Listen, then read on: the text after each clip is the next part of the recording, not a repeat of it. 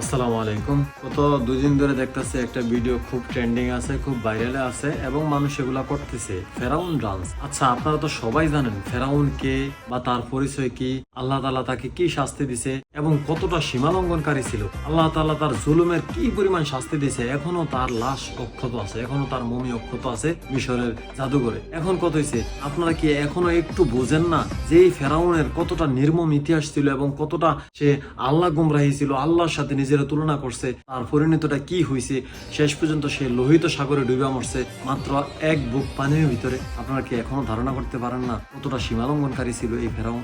আর আপনারা তারে ট্রেন্ডিং এ আইনা তার নাচ দিতেছেন, তার বেশ ধরছেন, তার নাচ দিতেছেন শুধুমাত্র 2টা ভিউর জন্য, শুধুমাত্র 2টা টাকার জন্য। আচ্ছা, মানুষ এতটা নিচে নামতে পারে কিভাবে? আপনারা যারাই করতেছেন তারা তো ধর্মীয় লোক, তারা তো ইসলাম ধর্মের লোক নাকি নাকি অন্য কোনো ধর্মের লোক?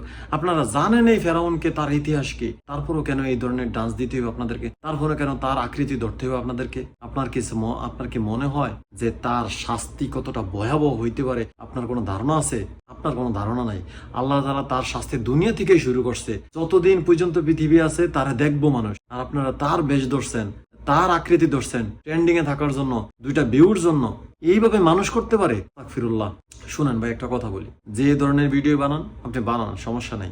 এমন কোন ভিডিও বানায়েন না যেটা সীমালঙ্ঘনকারীর সাথে সাদৃশ্য হয় এবং সীমালঙ্ঘনকারী হয়। আপনি ভিউ পাইবেন, আপনি টাকা কামাইবেন, কামান, সমস্যা নাই। অন্য অনেক ধরনের ট্রেন্ডিং ভিডিও আছে, অন্য অনেক ধরনের ভিডিও আছে, আপনি নিজে বানান, সমস্যা কি? এগুলা কি নিয়ে ভিডিও বানাইতেছেন?